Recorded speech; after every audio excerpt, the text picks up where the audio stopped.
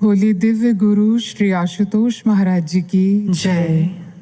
श्री सत्य सनातन धर्म की जय। सच्चे दरबार की जय। गुरु भाइयों और बहनों, आपने अक्सर सुना होगा, एक बहुत कॉमन फ्रेज है, बिलीफ है। Time is a great healer. Time cures, time heals. समय के साथ सारे जख्म भर जाते हैं, लेकिन इसके साथ एक फैक्ट और जुड़ा है। समय के साथ जख्म बेशक भर जाते हों, लेकिन उनके निशान हमेशा रह जाते हैं। Time may heal all wounds, but it can not erase the scars. और जब जब ये निशान दिखते हैं या छिड़ जाते हैं तो पीड़ा देते हैं। कुछ साइकाइट्रिस्ट और थेरेपिस्ट्स ने अपने क्लाइंट्स को समझाने के लिए एक एनालॉजी बनाई। उसे ग्रीफ बॉल थेरेपी या ग्रीफ बॉल एनालॉजी कहते हैं। ये क्या है? वो कहते हैं कि एक बॉक्स है और उस बॉक्स के साथ एक पेन बटन लगा हुआ है। उस बॉक्स के अंदर एक बॉल है जिसे ग्रीफ बॉल कहा। उस बॉल का साइज लगभग बॉक्स के आकार का ही है, उसके साइज का ही है। इसीलिए क्योंकि वो बॉल इतनी बड़ी है जिसने पूरे बॉक्स को ही कवर कर लिया, उसको फिल कर दिया, इसीलिए उसके मूवमेंट का, उसके बाउंस करने का स्कोप 0 है और वो लगातार उस पेन बटन के साथ टच करके रहती है। धीरे धीरे समय बीतता है।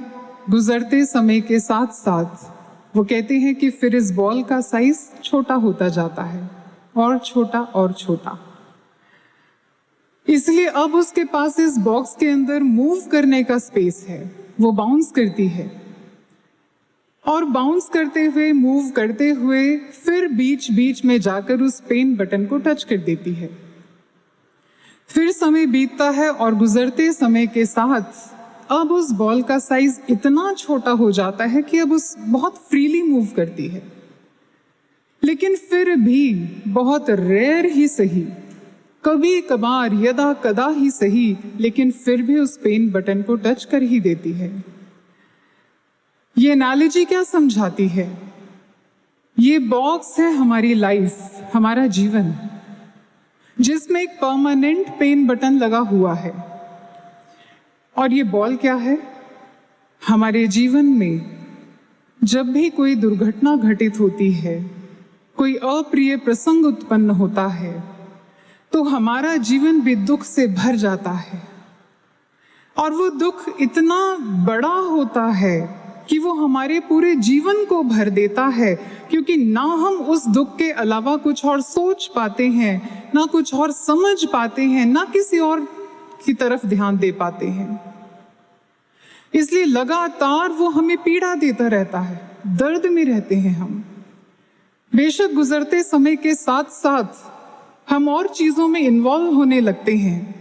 हम अपने फ्रेंड्स, अपने रिश्तेदार, अपने नाते संबंधी, अपने दिन भर के या अपने जीवन के और जरूरी कार्यों के बीच में इन्वॉल्व होते हैं, उसमें पार्टिसिपेट करने लग जाते हैं, उनके खुशी में शामिल होते हैं, फंक्शंस अटेंड करते हैं। तो एक तरीके से हमने अपने आप को बाउंस करना सिखाया, हमने अपने आप को कहीं इन्वॉल्व करना सिखाया।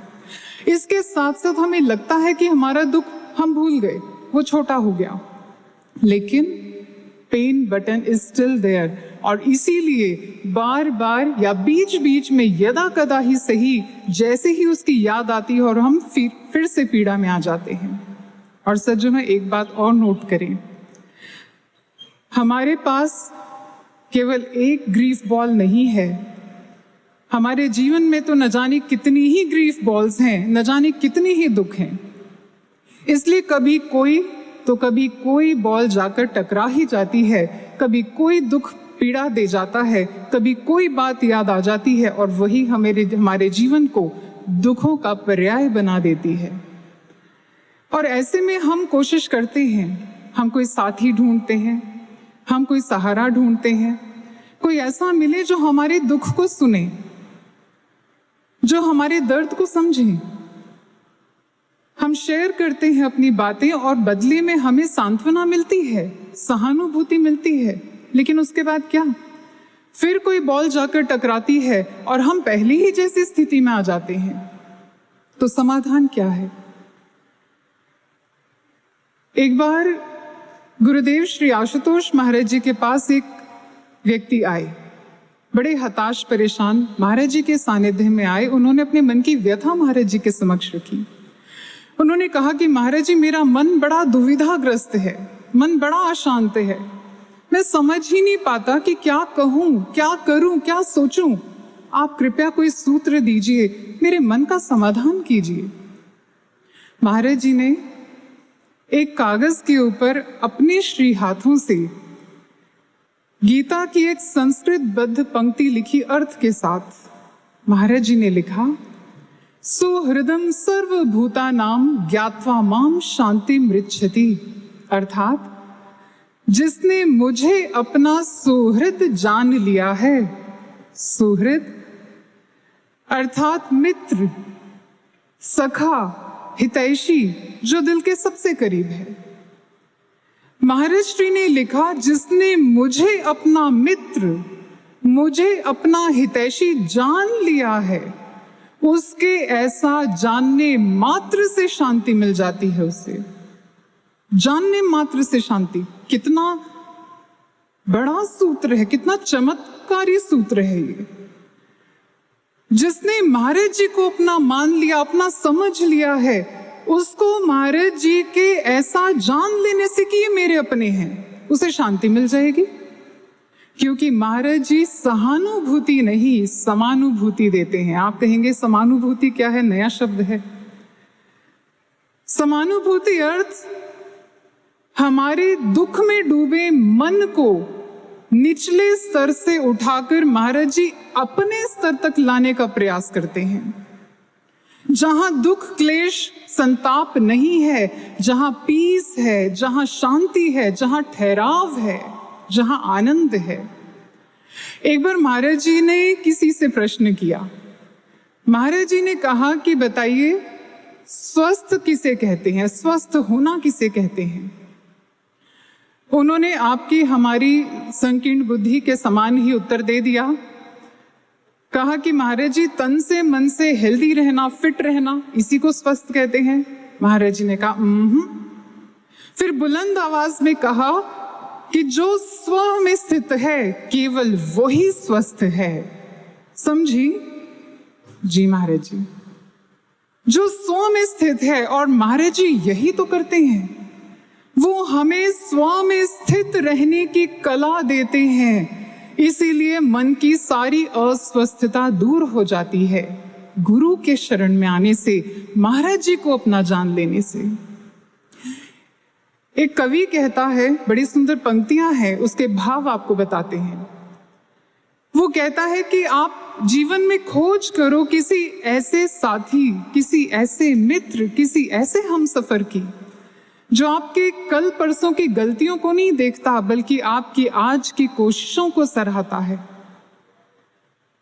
जो जिसकी नजर आपकी सफलताओं पर नहीं है केवल, जो आपके किए हर कार्य के पीछे छिपी आपकी भावना को समझता है, उसकी कद्र करता है।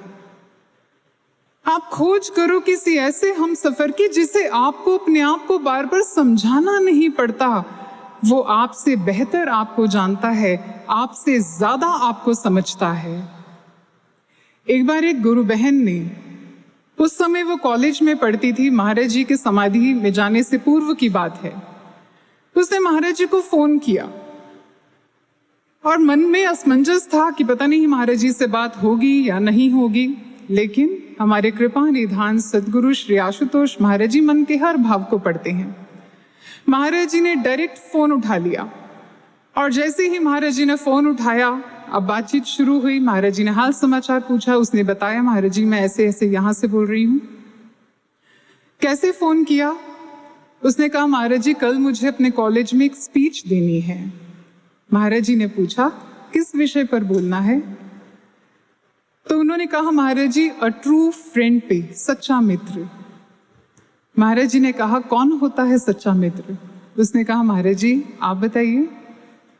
महाराज जी ने कहा, a friend in need is a friend in deed. सुना है? जी महाराज जी, हमने भी तो सुना है। बचपन से लेकर आज तक जब भी सच्चे मित्र की परिभाषा पढ़ते या सुनते आए हैं तो सबसे पहली पंक्ति हमने यही पढ़ी है, जो आपकी जरूरत के समय पर आपके साथ खड़ा है, केवल वो ही आपका सच्चा मित्र है। ठीक है? महाराज जी ने पूछा, सुना है? उसने कहा, जी महाराज जी। महाराज श्री ने कहा कि फिर कौन होता है ऐसा जो हमेशा जरूरत के वक्त आपके साथ खड़ा है? उसने कहा, पता नहीं महाराज जी। महाराज जी ने कहा, ऐसा केवल मात्र गुरु ही हो सकता है, उसके अलावा और कौन होगा? क्योंकि केवल वो ही जानता है कि आपके साथ कब क्या होने वाला है। ये तो आपको भी नहीं पता, ये तो हम और आप भी नहीं जानते कि हमारा जीवन कब क्या मोड़ लेगा, कब क्या टर्न आएगा।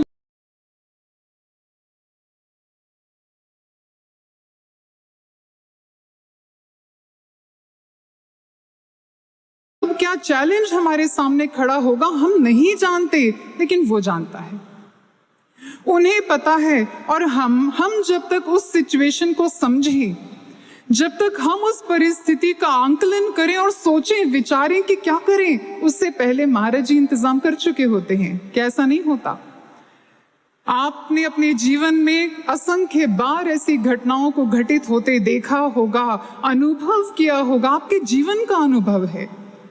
हमें पता भी नहीं होता कि क्या होने वाला है और महाराज जी पहले आके उसके सारे इंतजाम कर चुके होते हैं, ऐसा सुरक्षा कवच बना चुके होते हैं। और कैसे उस परिस्थिति से हम बाहर आ गए हमें भी नहीं पता। हमें तो दुर्घटना घटित हो जाने के बाद समझ में आता है कि अरे महाराज जी ने बचा लिया, कृपा कर ली। एक घटना आपको सुनाते हैं, यूं तो असंख्य है लेकिन उसमें से एक चुनकर लाए हैं आपके लिए। एक बार दिल्ली की ही घटना है। दिल्ली का ये परिवार है, महाराज जी से दीक्षित परिवार है, बड़ा निष्ठावान, साधना सेवा सत्संग के प्रति पूरी निष्ठा है। परिवार में माता पिता हैं, उनका एक पुत्र उनके साथ यहीं दिल्ली में रहता है और एक पुत्र विवाहित है जो कनाडा में सेटल्ड है। उस बेटे ने जो कनाडा में सेटल्ड है उसने ज्ञान नहीं लिया। अब इधर माता पिता और ये जो 3 लोगों का परिवार है ये खूब अच्छे से ध्यान साधना करते हैं। एक दिन सुबह के समय साधना में माता जी ने क्या देखा? उन्होंने देखा कि 2 कांपते हुए से हाथ हैं और बड़े कंफ्यूज्ड हैं। हाथ में माचिस है, कभी इस हाथ में कभी इस हाथ में।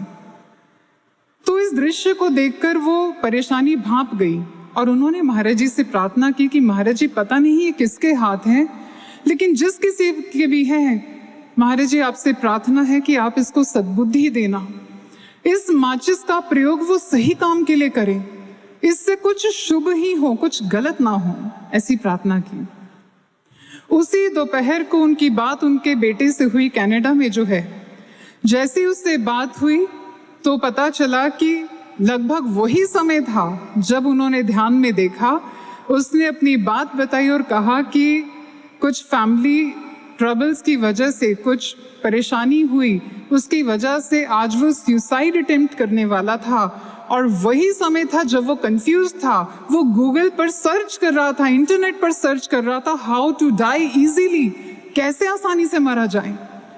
मैं सुसाइड करना चाहता था। तब उसने अपनी बात बताई कि ये हुआ मेरे साथ। उन्होंने कहा महाराज जी आपका लाख लाख धन्यवाद, आप, मुझे नहीं पता था कि ये मेरे ही बेटे के हाथ दिखा रहे हैं, लेकिन आपने उसको संभाल लिया है। वो कहता पता नहीं क्यों मैं ऐसा सर्च तो कर रहा था, लेकिन अचानक किसी प्रेरणा ने मुझे ऐसा करने से रोक लिया, लेकिन अब मैं ठीक हूं। अगले दिन फिर उन माता जी ने वही 2 हाथ देखे। अब उस माचिस से वो हाथ स्टेबल हैं। उस माचिस से एक दिया जलाया। अब उनको भी तसल्ली हो गई कि महाराज जी अब सब ठीक कर देंगे, अब चिंता की बात नहीं है। उन्हें भी पॉजिटिविटी मिली। और अगले दिन उनके भाई ने क्या देखा, जो भाई दिल्ली में है, उसने अनुभव में ध्यान की अवस्था में देखा कि गीली मिट्टी की जमीन है उसमें महाराज जी जैसे किसान बैठते हैं ऐसे पैरों के बल सफेद धोती कुर्ता में बैठे हुए हैं और अपने हाथों से ही मिट्टी को खोद रहे हैं। वो भाई साथ में खड़ा है और उसने पूछा, महाराज जी क्या कर रहे हैं आप? महाराज जी ने कहा कि हम कुछ रोपित कर रहे हैं, और तुलसी का पौधा जो साथ में रखा था उसको उठाया और उस गड्ढे में जो महाराज जी ने बनाया था उसमें रोपित कर दिया। फिर वो देखता है कि बड़े से मूषक के ऊपर गणेश भगवान बैठे बड़ी तेज गति से उनके सामने से निकले। उसने प्रश्न भरी दृष्टि से महाराज जी को देखा और कहा कि महाराज जी ये गणेश भगवान अचानक कहाँ से आ गए और ये इतनी तेज गति से कहाँ जा रहे हैं? महाराज जी ने मुस्कुराते हुए कहा, इनको हमने ही किसी के पास भेजा है। अनुभव यहीं पे समाप्त हो गया। और वो कहता है कि उसी शाम को मेरे भाई से जब मेरी बात हुई तो उसने बताया कि आज ऑफिस से आते हुए मैं गणेश टेम्पल गया, जाता नहीं हूं कभी, लेकिन आज पता नहीं क्यों मेरे कदम अपने आप ही उस ओर बढ़ चले और मैं गणेश टेम्पल में पहुंचा तो वहां पहुंचते ही ऐसी सकारात्मक ऊर्जा मुझे मिली, ऐसा लगा जैसे कोई मुझे बहुत कुछ समझा रहा है और इतने सारे पॉजिटिव विचार मुझे अपने आप मिलने लग गए। मुझे समझ में आ गया कि मैं 2 दिन पहले क्या करने जा रहा था। अब मुझे समझ में आ गया कि मेरे जीवन को मुझे कहाँ लेकर जाना है, मुझे अपने जीवन का क्या करना है। मैं बहुत सेटिस्फाइड हूँ अपनी लाइफ से। अब मुझे यहाँ से स्टार्ट करना है। खूब संबल उसे मिला। ये परिवार भी समझ गया और वो भाई भी समझ गया कि गणेश भगवान इतनी तेज गति से कहाँ जा रहे थे। वो कहीं और नहीं, महाराज जी ने ही विवेक प्रदान करने के लिए मेरे भाई के पास उसको भेजा। फिर उस भाई ने जब वो इंडिया आया, महाराज जी का स्वरूप अपने साथ लेकर गया, उसकी भी श्रद्धा बनी। घटना आपके जीवन में भी ऐसी ही प्रकार की कितनी सारी घटित हुई होंगी, लेकिन इसमें एक बात देखिए क्या है। वो ऐसी वेदना से गुजर रहा था, उसने ज्ञान भी नहीं लिया, लेकिन वो भाई ऐसी वेदना से गुजर रहा था जिसका जिक्र वो अपने परिवार से भी नहीं कर पाया। और वो किसी और देश में बैठा है, लेकिन यहाँ महाराज जी उसको कैसे संभाल रहे हैं, उनके माता पिता को भी सांत्वना दे रहे हैं, उनको भी पॉजिटिव कर रहे हैं और समझा रहे हैं कि मैं उसके साथ हूं, तुम्हें चिंता करने की जरूरत नहीं है। ऐसे भगवान कहाँ मिलेंगे, ऐसे मित्र कहाँ मिलेंगे जो उनकी भी खबर रखते हैं, जिन्होंने कभी उनकी खबर नहीं रखी। इसलिए कवि कहता है, जिस दिन आपको ऐसा मित्र मिल जाए, जिस दिन आपको ऐसा साथी मिल जाए, ऐसा कोई संबंधी मिल जाए, आप किंतु परंतु मत करना। आप घुटनों के बल उसके आगे गिर जाना और अपना पूरा का पूरा उसे सौंप देना, क्योंकि आप अपने जीवन में, अपने जीवन से इससे ज्यादा और क्या एक्सपेक्ट करोगे और क्या चाहोगे। हमें ऐसा ही तो कोई चाहिए होता है जो इतना हमारा अपना हो। लेकिन ऐसे महाराज जी के मिलने के बाद भी, ऐसे साथी, ऐसे रहवर के मिलने के बाद भी हम घबराते क्यों हैं? हम चिंतित क्यों रहते हैं? हम किंतु परंतु में क्यों फंसे रहते हैं? अगर ऐसा नहीं हुआ तो हमने प्रार्थना तो की है, लेकिन महाराज जी ने अगर नहीं सुना तो, अगर ऐसा हो गया तो, वैसा नहीं हुआ तो, हम तो इसी में फंसे हैं। जानते हैं ऐसा क्यों है? एक छोटी सी बात से समझाते हैं। एक बार 2 मित्र थे, छोटे बालक थे। एक के हाथ में बहुत सारी टॉफीज थी और एक के हाथ में बहुत सारे कंचे थे। तो उस मित्र ने कहा कि मित्र ऐसा करते हैं, तुम अपने सारी टॉफीज मुझे दे दो और मैं अपने सारे कंचे तुम्हें दे दूंगा। मित्र मान गया, ठीक है। लेकिन अब क्या हुआ, जैसे ही वो कंचे देने लगा, उसने एक बड़े साइज का कंचा अपने पास छुपा के रख लिया, अपने मित्र को नहीं दिया। और जबकि दूसरे मित्र ने अपना सब कुछ दे दिया, सारी टॉफीज उसे थमा दी। लेकिन उस रात वो बच्चा सो नहीं पाया जिसने एक कंचा अपने पास छुपा लिया था। जानते हैं क्यों नहीं सो पाया? वो बेचैन रहा सारी रात कि कहीं मेरी ही तरह मेरे मित्र ने भी कोई स्वादिष्ट टॉफी तो नहीं छुपा ली अपने पास, कहीं उसने भी ऐसा ही तो नहीं किया जैसा मैंने उसके साथ किया। जब पूरा समर्पण होता है तो किंतु परंतु नहीं रह जाता है। एक बार महाराज जी के पास कोई आए, महाराज जी कृपा कर दो, महाराज जी कृपा कर दो, सब कुछ तो दे दिया, अब और क्या चाहिए मुझसे, मैंने इतना अनमोल ब्रह्म ज्ञान दे दिया, और क्या दूं, सब कुछ तो दे दिया, सब लुटा दिया तुम्हारे ऊपर। और यही फैक्ट है, लेकिन हम नहीं दे पाए। उन्होंने सब कुछ दिया, लेकिन हमने अपने पास छिपा लिया, बचा लिया, हम दे नहीं पाए 100%। यही हमारी दुविधाओं का कारण है, यही हमारे किंतु परंतु बेचैन होने का कारण है। लेकिन एक साधक का समर्पण कैसा होता है, ये भी महाराज जी ने सिखाया है हमें। बहुत पुरानी बात है,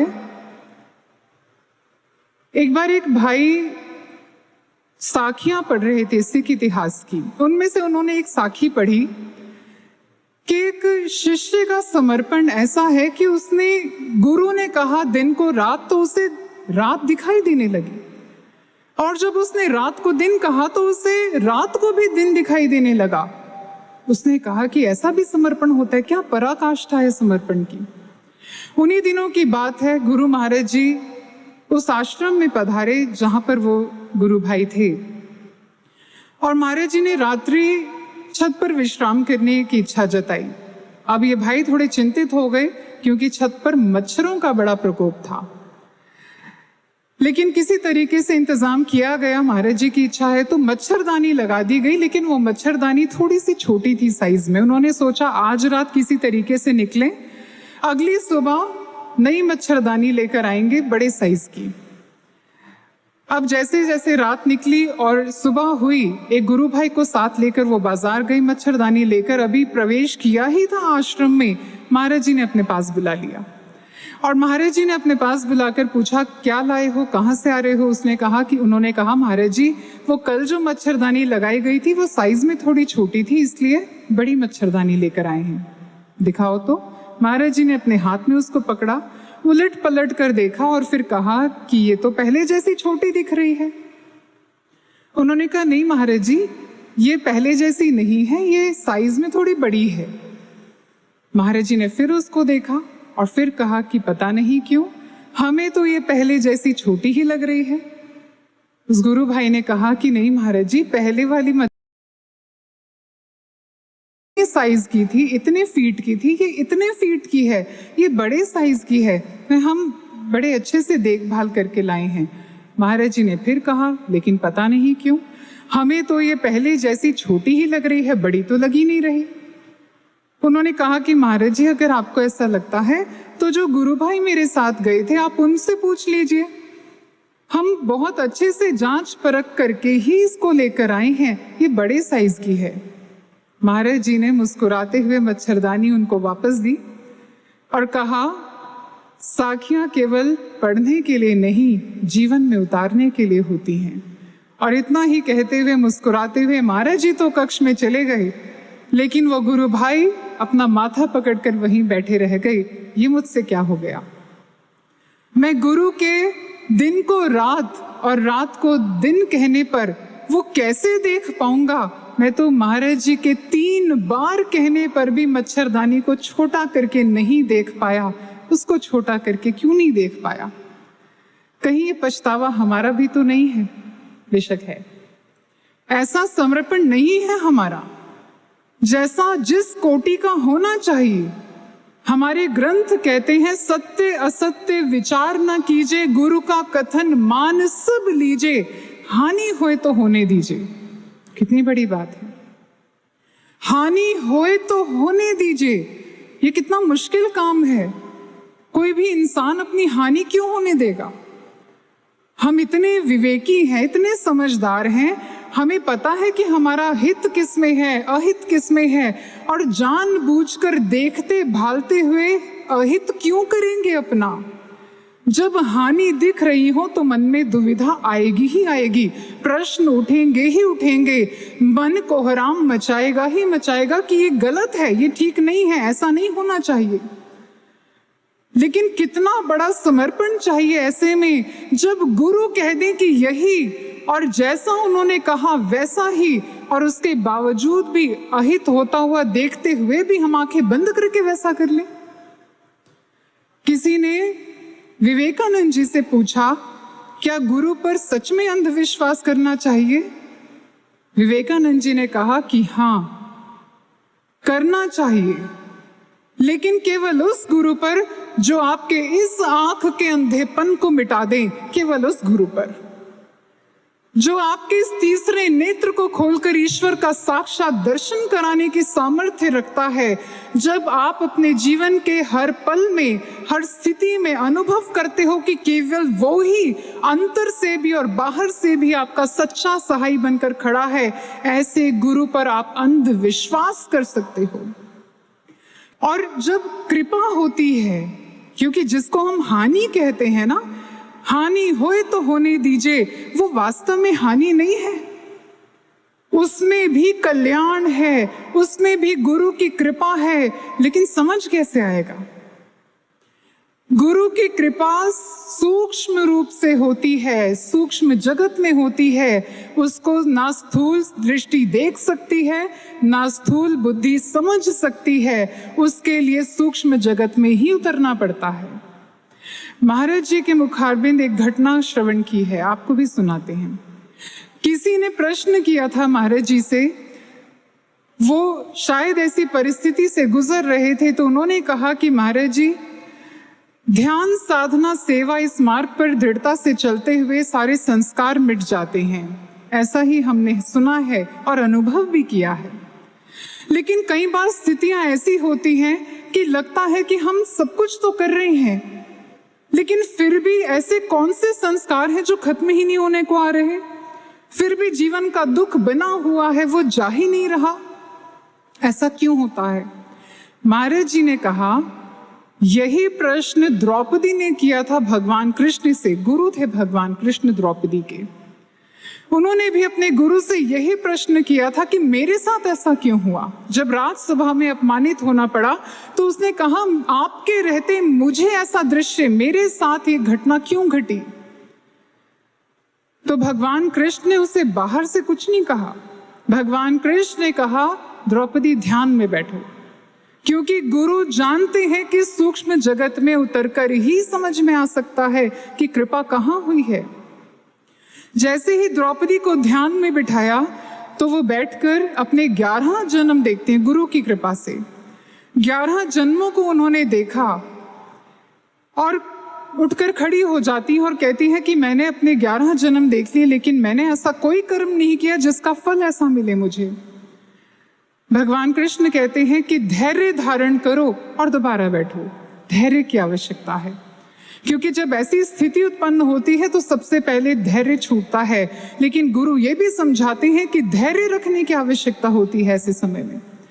जब वो धैर्य धारण करके दोबारा ध्यान में बैठती हैं तो अपना 12वां जन्म देखती हैं, और उसमें उन्होंने देखा कि वो एक राजकुमार थी और नदी के किनारे से जब जा रही थी तो स्त्रियां जो उसमें स्नान कर रही थी, उनके वस्त्र किनारे पर रखे थे, उसका उन्होंने हरण किया। दृश्य देखा, समझ में आ गया कौन से पाप का फल है, कौन से कर्म का फल है जो मुझे आज मिलना था। ये दुर्घटना मेरे साथ घटित होनी थी, लेकिन अब उसकी आंखों में अश्रु हैं, तो इस भाव के कि अगर आप मेरे साथ नहीं होते तो क्या होता। ये गुरु थे जिन्होंने रक्षा की, जिन्होंने बचाया। ये गुरु की कृपा थी, जिसमें हानि दिख रही थी वो हानि नहीं हुई, कृपा हुई है। लेकिन उस कृपा को समझने के लिए सूक्ष्म जगत में उतरना पड़ेगा, तभी समर्पण भाव भी उत्पन्न होगा कि महाराज जी जो कर रहे हैं अच्छा कर रहे हैं। मेरे जीवन में परिस्थिति उत्पन्न हो रही है, महाराज जी ने मेरा हाथ पकड़ा है। महाराज जी जानते हैं मैं किस स्थिति में हूं, उसमें से निकालना भी वही जानते हैं। समय आते ही वो हो भी जाएगा, वो ठीक हो जाएगा। इसलिए हानि होए तो होने दीजिए। एक बार एक बच्चा नदी में स्नान कर रहा था, तैरते हुए थोड़ा दूर निकल गया। पिता किनारे पर खड़े थे, उसको वापस बुलाते हैं। अचानक देखते हैं कि मगरमच्छ उसकी तरफ बढ़ रहा है। पिता भी घबरा गए। उन्होंने उसको आवाज लगाई, पुत्र शीघ्र ही किनारे पर लौट कर आओ। वो जल्दी से पिता की ओर बढ़ने लगा। अचानक पीछे से मगरमच्छ ने उसका पांव अपने मुख में दबोच लिया। इधर से पिता ने आगे बढ़कर अपने बच्चे की बाजुओं को थाम लिया कस के, और उसे किनारे की ओर खींच रहे हैं, अपनी ओर खींच रहे हैं। इधर से मगरमच्छ उसके पांव से बच्चे को अपनी ओर खींच रहा है। टग ऑफ वॉर शुरू हो गया, ये खींचातानी शुरू हो गई। मगरमच्छ अपने ग्रास को खींच रहा है, पिता अपने पुत्र को खींच रहे हैं, और करते करते बच्चा लहूलुहान हो गया, जख्मी हो गया। पांव से तो रक्त बह गया, लेकिन उसके बाजुओं में भी गहरे जख्म हो गए, रक्त रिसने लगा। बच्चा कराह रहा है, दर्द हो रहा है, पीड़ा हो रही है, उसे छटपटा रहा है कि कोई तो छोड़ दो, लेकिन पिता नहीं छोड़ रहे। वो कैसे जाने दे अपने बच्चे को, काल का ग्रास कैसे बनने दे, अपनी आंखों के सामने उसे मजबूती से पकड़ के रखा है। इतने में शोर हुआ तो लोग इकट्ठे हुए, मगरमच्छ को मार गिराया और बच्चे को बचा लिया गया। हॉस्पिटल पहुंचा, रिपोर्टर्स आए उसको कवर करने के लिए, उसको इंटरव्यू करने के लिए, उससे बात की, और वो रिपोर्टर्स चाहते थे उसके पांव के जख्म देखें, वो अपने कैमरे में उसको कैप्चर करना चाहते थे। लेकिन जानते हैं उस बच्चे ने क्या किया? उसने बड़े गर्व से कहा कि पांव के जख्म छोड़िए, आप मेरी बाजुओं के जख्म देखिए। उन्होंने कहा ये कैसे मिले? उसने कहा ये मेरे पिता के प्रेम के कारण मिले हैं। मुझे बहुत आनंद है इस बात का, बहुत गर्व है इस बात पर कि मेरे पिता मुझे इतना प्रेम करते हैं कि उन्होंने मुझे काल का ग्रास नहीं बनने दिया। वो जानते थे कि मैं जख्मी हूं, वो जानते थे कि मुझे कष्ट हो रहा है, लेकिन मेरे बाजुओं को छोड़ा नहीं उन्होंने, अंत तक पूरा दम लगाया, मुझे बचाने की कोशिश की। यही करते हैं महाराज जी। सहजोबाई जी कहती हैं, बार बार नाते मिले 184 माही, सहजो सतगुरु ना मिले जो पकड़ निकासे बाही। जो हाथ पकड़कर दलदल से बाहर निकालने की क्षमता रखते हैं, ऐसे गुरु बार बार नहीं मिलते, बड़े सौभाग्य से मिलते हैं।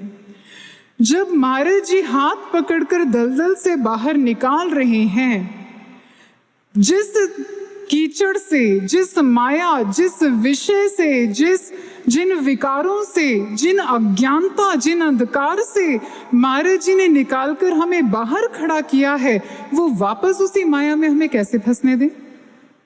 इसीलिए बाजू पकड़कर थाम के रखते हैं, खींच के रखते हैं, और ऐसे में हमारा मन भी जख्मी होता है, हमारा मन, और ऐसे में हमारा मन भी जख्मी होता है। हमारा मन बड़ा छटपटाता है, ये ठीक नहीं हो रहा, ऐसा क्यों, वैसा क्यों नहीं, महाराज जी ऐसा क्यों नहीं कर रहे, मैंने तो ये सोचा था, ऐसा होना चाहिए था, ये क्यों नहीं हो पाया। ये है ना मन के जख्म हमारे। मन आहत होता है जब हमारे मन के अनुसार नहीं होता, जब मन के अनुकूल नहीं होता तो मन जख्मी होता है। लेकिन ऐसे में उस बच्चे की तरह समर्पण करना पड़ेगा, उस बच्चे की तरह आनंद लेना सीखना होगा कि मेरे गुरु का प्रेम है मुझसे। ये तो आनंद की बात है कि मेरे गुरु मुझसे इतना प्रेम करते हैं कि मुझे छोड़ नहीं रहे, क्योंकि जानते हैं कि मेरा कल्याण नहीं है उसमें, जो मैं चाहता हूं, जो परिस्थिति मैं चाहता हूं अपने लिए, उसमें मेरा हित नहीं है। ये मेरे महाराज जी जानते हैं, इसलिए मेरा हाथ पकड़कर मुझे थाम के रखा है, मुझे जाने नहीं देना चाहते, काल का ग्रास नहीं बनने देना चाहते। इसलिए जब ऐसे गुरु मिले हों, जब ऐसे संगी, ऐसे साथी मिले हों, फिर कहाँ क्यों जाएं, फिर कहीं और मन क्यों लगे। गुरु ही साचा मीत है, और कहाँ क्यों जाऊं, फिर कहीं और क्यों जाएं।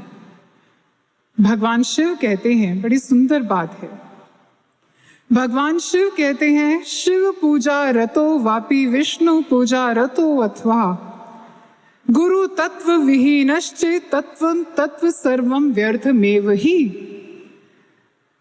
जब आपको गुरु से तत्व ज्ञान प्राप्त हो गया, आपको ऐसे ब्रह्मनिष्ठ गुरु मिल गए जिन्होंने आपके अंतर्घट में ही परमात्मा का साक्षात दर्शन करवा दिया, वास्तव में ईश्वर को आपके अंतर में ही आपसे मिला दिया।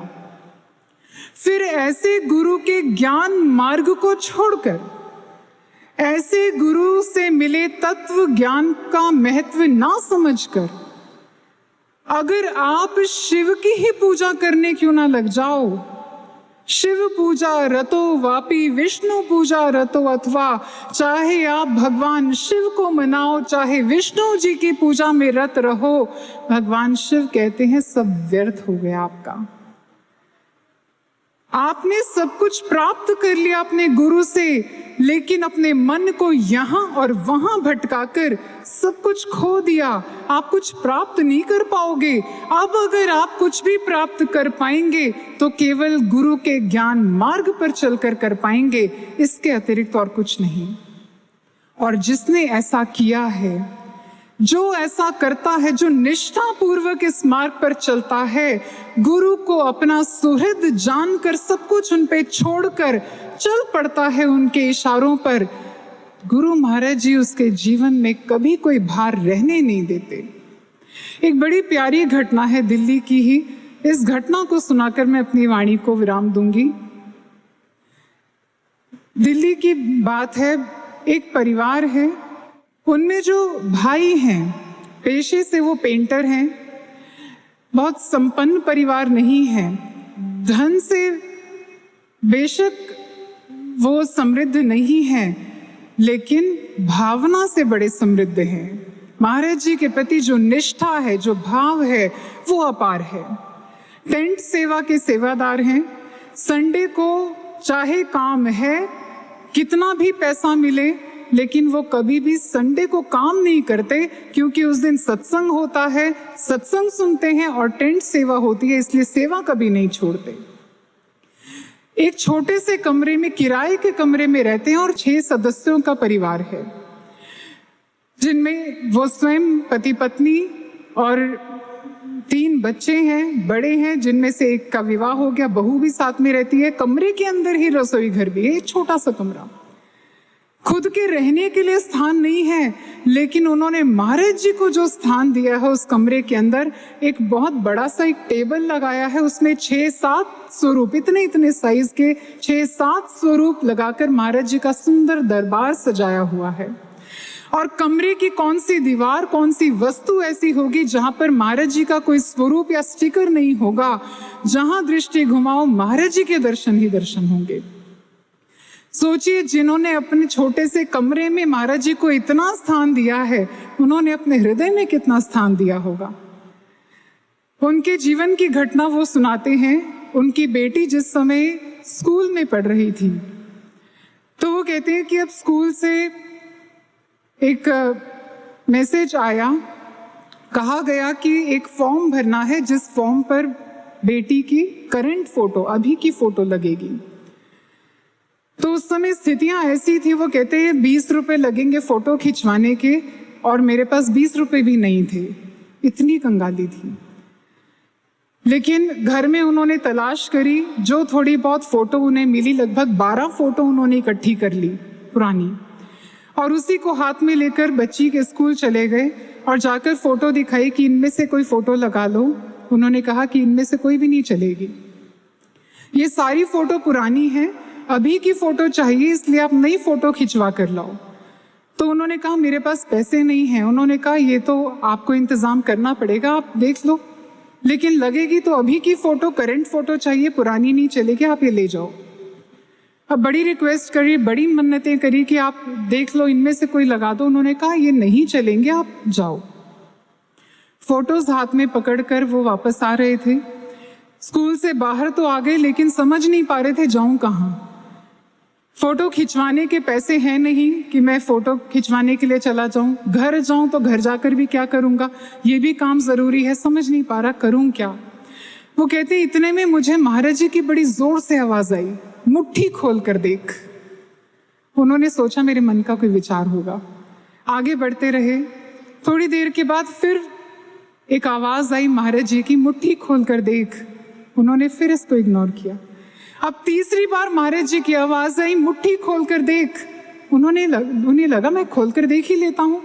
जैसे ही उन्होंने मुट्ठी खोल कर देखा तो सारी फोटोज चेंज हो गई थी, सारी फोटोज बदल गई। वो कहते हैं मेरी खुली आंखों का चमत्कार है ये, मैं विश्वास ही नहीं कर पाया, ये क्या हो गया। और मैं कहता हूँ उल्टे पांव मैं वापस दौड़ के गया, स्कूल पहुंचा और जाकर कहा कि ये लो फोटो लगा लो। उन्होंने कहा कि आपके पास थी पहले से ये फोटोज, तो आप पुरानी क्यों दे रहे थे?